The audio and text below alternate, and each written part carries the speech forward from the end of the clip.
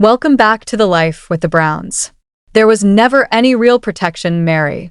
Especially not for you. On paper, it sounded fair. One big property, for wives, shared dreams.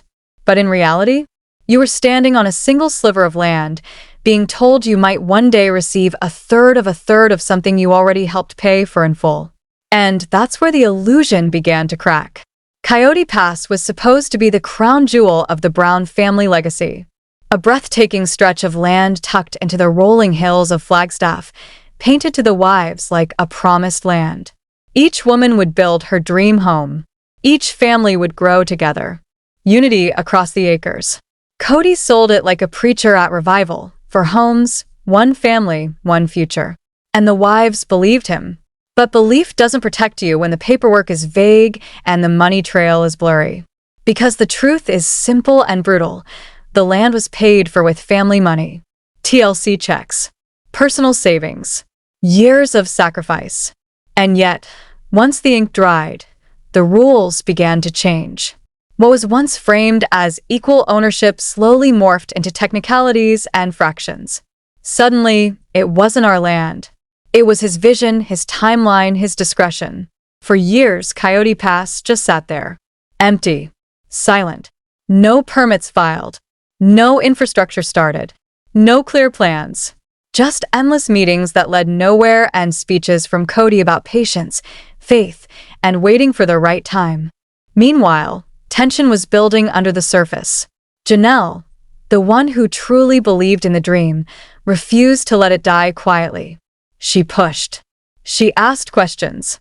She demanded progress. She even bought an RV and parked it on the land, determined to turn talk into action. To her, Kody Pass wasn't symbolic, it was practical. Build it or sell it. Those were the only options that made sense. Meri, on the other hand, waited. She invested quietly, faithfully, believing that eventually she'd see something tangible for all the money she poured in. A front door. A deed. A return. But every time she asked the obvious questions, who owns what? Who paid what? What happens next? Kody danced around the answers like they were made of smoke. Numbers became suggestions. Agreements became memories. And accountability vanished. Then came the moment that changed everything.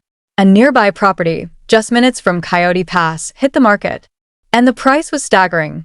Far higher than anyone expected. Overnight, the land stopped being just a dream. It became a potential gold mine. And with that realization came a far more dangerous question. Who gets the payout? Suddenly, the delays made sense. The stalling. The vague timelines. The legal gymnastics. Janelle and Meri realized their years of contributions, the deposits, the checks, the sacrifices, could either finally pay off or disappear entirely under the cover of technicalities and trust misplaced. And Kody? He wasn't acting like a man eager to divide fairly. Multiple insiders claimed that Kody and Robyn wanted to wait. Let the market peak. Let the value rise. On paper, it sounded strategic. But to Meri and Janelle, it felt like something else entirely, a way to run out the clock while quietly reshaping the map. Protect your interest, they were told. You're entitled to a quarter. But protection without transparency is just another form of control. Rumors started circulating that Robyn was pushing for a redivision of the property. One that conveniently placed her and Kody on the most valuable slices, better road access, better views, better resale potential. The best land. Again. That's when Meri stopped playing nice. She began demanding formal acknowledgement of her contributions. Not feelings. Not promises. Receipts. Janelle backed her up, pushing for a clean decision. Build or sell. No more fantasies. No more fog. Fans noticed it too. The language shifted. The energy changed. What was once framed as a family dream now sounded like a legal dispute waiting to explode. And then came the whispers that shattered what little trust remained. Allegations began circulating that family funds, money meant for taxes, land surveys, and infrastructure, may have been redirected, quietly, allegedly toward Kody and Robyn's personal expenses. A mortgage here, a luxury purchase there, high-end decor, expensive handbags. Vacations that didn't include the other wives or their children. Whether every detail is true or not almost doesn't matter. The suspicion alone was enough. Because trust, once broken, doesn't need proof, it needs patterns. And the pattern was clear. This was no longer about land. It was about loyalty, about betrayal, about who sacrificed and who benefited, about women who were told they were equals, only to find out equality ended where control began. With the land's value skyrocketing, everyone wanted clarity. But clarity requires paperwork, and paperwork requires honesty. Now, with deadlines looming and payments coming due, the question still hangs in the air. Who actually owns what? And who has the documents to prove it? One thing is certain. Meri, Janelle, and Christine are done waiting. The land that was supposed to unite them has become the powder keg of their revolt. And this fight? It's only just beginning. Meri didn't laugh it off. She didn't soften it. She didn't wrap it in politeness or spiritual language. She shut it down hard. And in that moment, something shifted. Because up until then, people could still pretend this was all speculation. Rumors. Internet noise. Bitter fans reaching for drama. But suddenly, the warning signs weren't subtle anymore. They were red flags flying at full mast. What pushed it over the edge was an allegation that didn't come from a blogger or a stranger online, but from inside the family itself.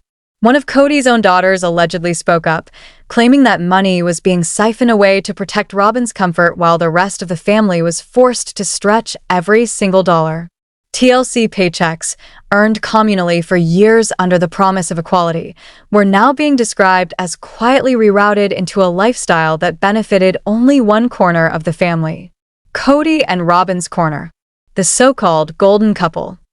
Those comments sent shockwaves through the Sister Wives fandom. Because once the kids start talking, the story changes. This wasn't just Sister Wives disagreeing anymore. This was a full-blown scandal that forced viewers to look back, and really look back, at everything they thought they knew. Fans began rewatching old episodes with fresh eyes. How many times had Kody preached fairness, while his actions showed favoritism? How many tearful confessions had Robyn delivered about unity, only to retreat back into her multi-bedroom fortress, while the other wives waited, rented, downsized, or lived in campers? Janelle, the most financially disciplined wife of them all, was reportedly livid. This was the woman who prided herself on budgeting, on sacrifice, on practicality. She worked harder, lived leaner, and even chose an RV over comfort to keep the Coyote Pass dream alive. And now, the realization hit her like a punch to the gut. While she was counting pennies, someone else might have been living large, on the same family money. Christine had already left by then. Officially, it was about emotional neglect and broken promises. But more and more fans began to believe finances were the silent fracture that finally pushed her out the door. Love fades slowly. Money lies don't. Kody and Robyn, of course, denied everything. They insisted there was no wrongdoing, that their expenses were necessary, that nothing they did was excessive, that any imbalance was circumstantial. But to the public, and reportedly to some of their own children, those explanations didn't hold up. Because if money was tight, why did it only seem tight for 3 out of 4 wives? The comparisons were impossible to ignore. Robyn's home looked like a palace. The others were renting, dipping into savings, or packing up their lives into temporary solutions. One wife had a cozy bed and breakfast she personally ran. The others had dreams that never quite materialized. And Kody? He wasn't showing up with spreadsheets or building permits. He showed up with vague platitudes, shifting timelines, and lectures about patience. That's when Meri and Janelle stopped asking politely. They started asking hard questions. Direct questions. Questions about receipts, ownership, and accountability. Questions Kody didn't seem prepared or willing to answer. And viewers could feel it. The sisterhood didn't just crack. It fractured. Not because of jealousy. Not because of romance. But because of money. Christine's exit was the first tremor. Janelle's tension was the aftershock. And when Meri finally stopped defending them, that was the collapse. Suddenly, Kody and Robyn weren't the favorite couple anymore. They were the target couple. The ones people believed had taken more than their share and now might be forced to answer for it. And then came the word everyone had been waiting for. Receipts. Whispers spread that Janelle and Meri had them. Canceled checks. Bank statements. Notes tracking who paid what and when. Evidence. If those documents ever surfaced, this wouldn't just be a debate anymore. It could legally redefine everything: ownership, responsibility, and the entire Coyote Pass mess. Because at this point, it wasn't gossip. It was a pattern. And if the money trail really led where people feared, then the land fight was just the tip of the iceberg. But the next breakdown didn't come from Christine or Janelle. It came from the one nobody expected. For years, Meri Brown played the role of loyal first wife. She stayed. She defended. She kept the peace even as her marriage dissolved into awkward silences and performative hugs. She stood by Robyn. She stood by the family dream. She stayed quiet while the others walked away. Until she didn't. Her breaking point didn't come in a courtroom or a confessional. It came during a live stream, a casual Friday night. Meri chatting with fans, laughing with her best friend, keeping things light, until someone asked a simple question. Have you seen Robyn lately? Meri didn't dodge it. She did. That single sentence hit like a slap across the face. What would I know about my ex and his wife? And just like that, Meri Brown went viral. Because it wasn't just what she said, it was how she said it. Not Robyn. Not the family. The wife. Cold. Distant. Final. As if Robyn were a stranger. Or worse, irrelevant. The chat froze. Then exploded. Meri didn't stop there. When questions kept coming, she brushed them off with almost surgical indifference. She didn't know about Robyn's dolls. She didn't know if she was pregnant. She didn't know anything. And when someone pointed out how strange that sounded, Meri made it even clearer. She wasn't trying to know. They're not part of my life anymore. For fans who had watched Meri defend Robyn for years, calling her a soulmate, a sister, her closest ally, this wasn't just surprising. It was a mic drop. A public severing. No tears. No trembling voice. No apology tour. Just a clean, brutal shrug. And that's what stunned people the most. Meri didn't sound hurt. She didn't sound confused. She sounded done.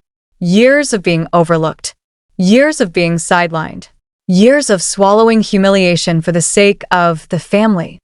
It all crystallized into that one icy moment. And the internet knew instantly. This wasn't accidental. This was intentional. So what changed? Behind the scenes, a lot. Rumors had already been circulating that Meri hadn't heard from Kody or Robyn in months. No calls. No texts. No updates passed along by anyone else. Silence. And fans began connecting dots they'd ignored for years. Meri had given up her legal marriage to Kody, so he could marry Robyn and adopt her children. At the time, it was framed as noble, selfless, a sacrifice for the greater good. But in hindsight, it looked devastating. Because once that paperwork was signed, insiders say Meri was quietly discarded. Minimal contact, minimal concern, minimal gratitude. Then came the financial layer. Allegedly, Meri helped with the down payment on Robyn's massive Flagstaff home. And what did she get in return? Isolation, emotional distance, a so-called spiritual marriage that barely existed. Add in Coyote Pass, where Meri poured in money with no deed, no timeline, no house, and the picture becomes impossible to ignore. She didn't just lose a marriage. She lost years. She lost money. She lost standing. She was used. And what finally pushed her over the edge may have been the one thing she'd waited on the longest: resolution. Reports suggest that once Robyn signed over Meri's share and the legal knots were finally untangled, something clicked. The waiting was over. The leverage was gone. And for the first time in years, Meri was actually free. Free from pretending. Free from protecting. Free from playing nice. That's when the gloves came off. When Meri said, "I wouldn't know. She wouldn't tell me anyway." It wasn't casual shade. It was a eulogy. A funeral for a friendship fans once believed was unbreakable. And the reaction? Electric. Social media lit up. This is the Meri we've been waiting for. She finally sees it. She's done being the doormat. For the first time, viewers weren't pitying Meri Brown. They were cheering for her. The long-suffering first wife had finally flipped the script. She wasn't Kody's shadow anymore. She wasn't Robyn's defender. She wasn't the silent sacrifice holding the family together. She was her own force. And if this was just the beginning, the storm hadn't even fully formed yet.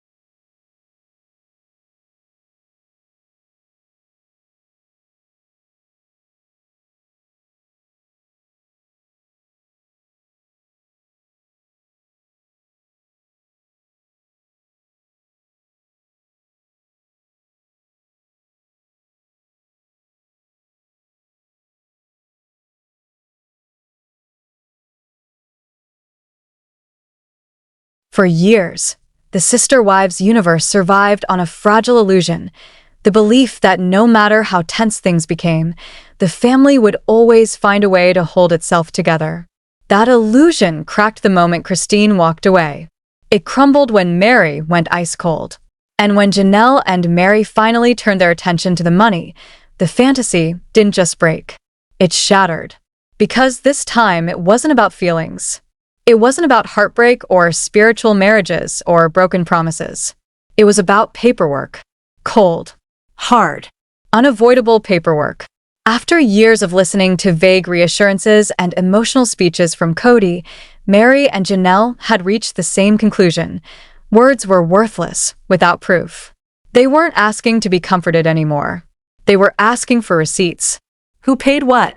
Where did the family money actually go? Why, after years of contribution, were their names missing from deeds and contracts? According to sources close to the family, the conversation didn't stop at frustration. It escalated, quietly but decisively, into legal territory. Janelle, long seen as the calm and rational wife, was the first to act. She began gathering documents, canceled checks, tax filings, TLC income statements. Every dollar she had poured into Coyote Pass was accounted for. Meri wasn't far behind. She allegedly produced her own files, records of deposits, shared expenses, and financial sacrifices stretching back years. When the two women compared notes, what they found was devastating. Coyote Pass had been sold to them as a shared dream. Equal land, equal future, equal stake. But the paper trail told a very different story, one marked by unequal investment, blurred ownership, and what felt like intentional confusion. Without legal intervention, they realized the unthinkable was possible. They could walk away with nothing. So they made their move. The ultimatum wasn't shouted. It wasn't filmed. It didn't make it into a dramatic episode teaser. But behind closed doors, it landed like a thunderclap. Negotiate, or we go to court. Suddenly, Kody and Robyn were no longer controlling the narrative. There were no more vague answers. No more delays disguised as patience. With attorneys involved, every missing signature became a potential liability. Every fuzzy explanation turned into evidence. And reportedly, Kody did not take it well. A man far more comfortable delivering speeches than answering direct questions, he tried to pull the conversation back into familiar territory. We're still a family. Nothing has to change. We can work this out. But Meri and Janelle weren't interested in family talks anymore. They were interested in contracts. They wanted fairness. Not emotional fairness, not spiritual fairness, but legally binding protection for the money they had poured into a dream that was now collapsing in real time. And Robyn? Her suggestion only made things worse.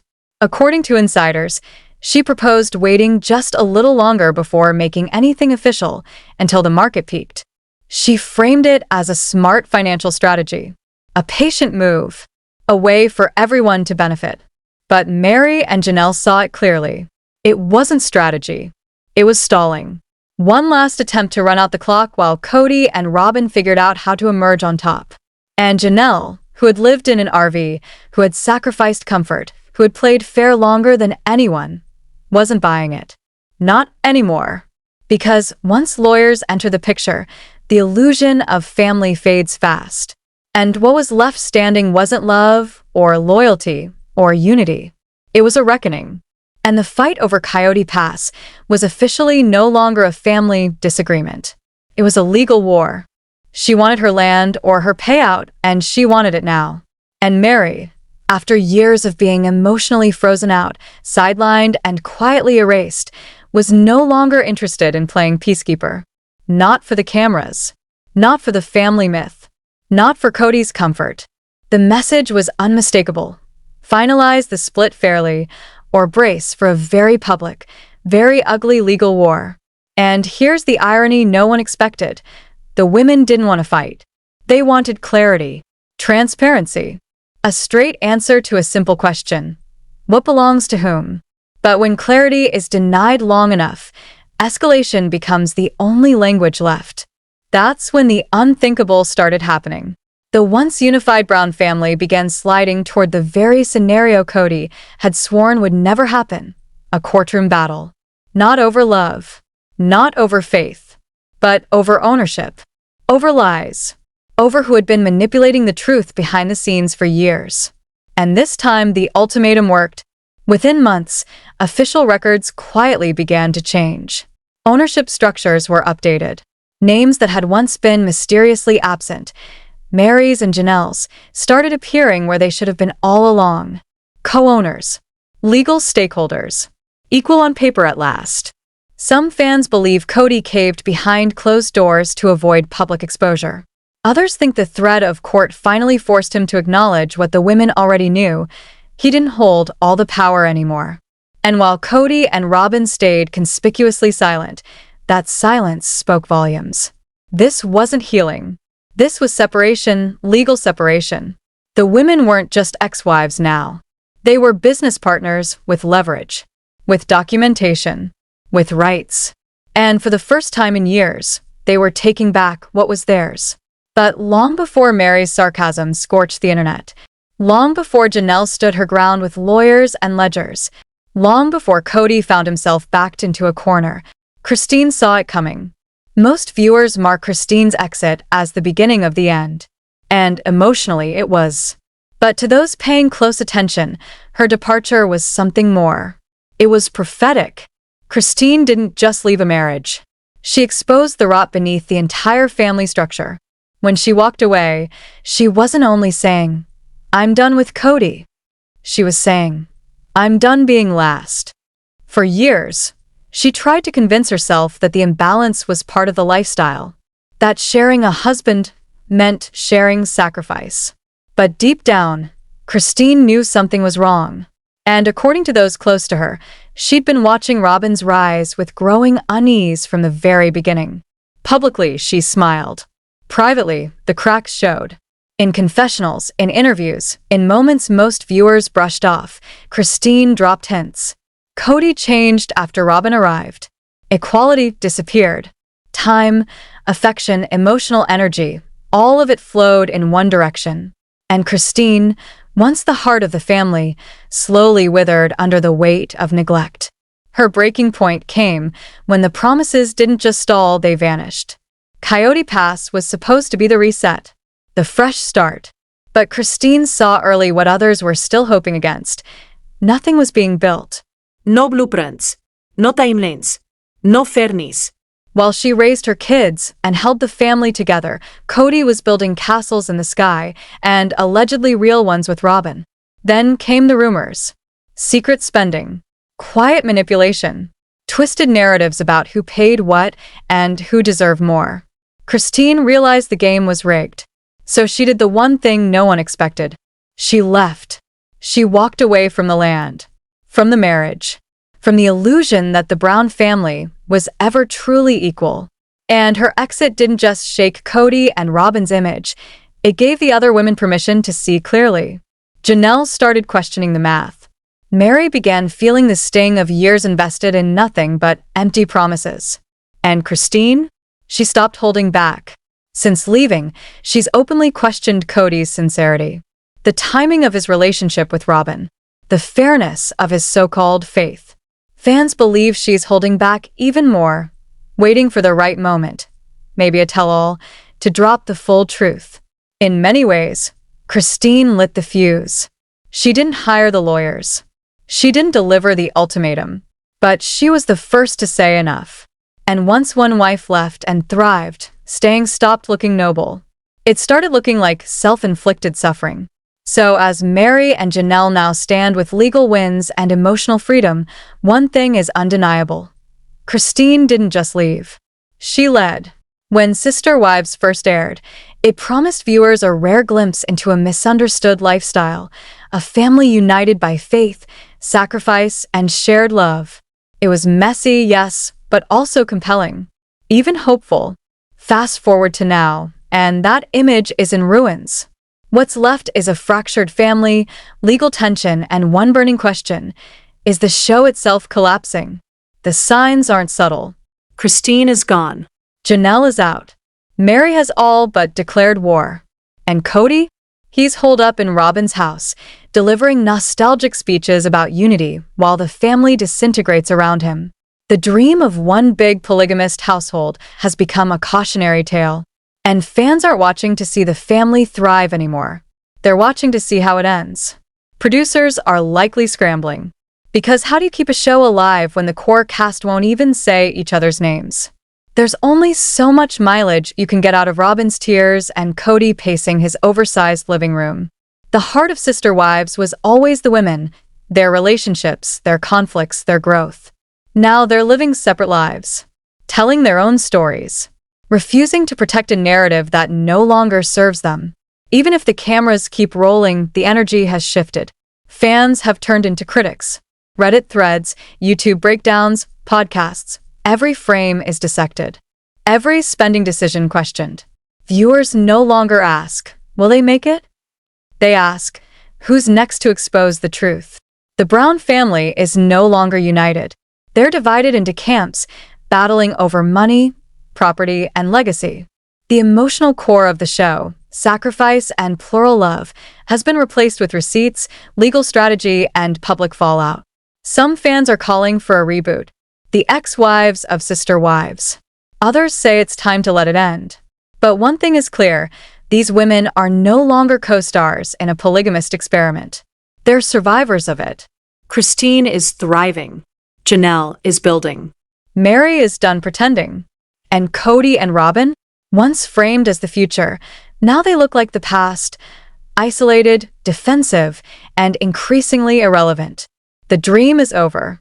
What remains is the fallout, the freedom, and the fans still watching, still judging, still asking, was this the justice we were waiting for, or just the first crack in a much bigger reckoning still to come? Drop your thoughts, your theories, and your boldest takes in the comments. And if you stayed with us through this entire deep dive, thank you. You're officially part of the Sister Wives Truth Squad. Hit like if even one moment felt like long overdue justice. Subscribe so you don't miss the next bombshell. Because in this family, the secrets never stay buried for long.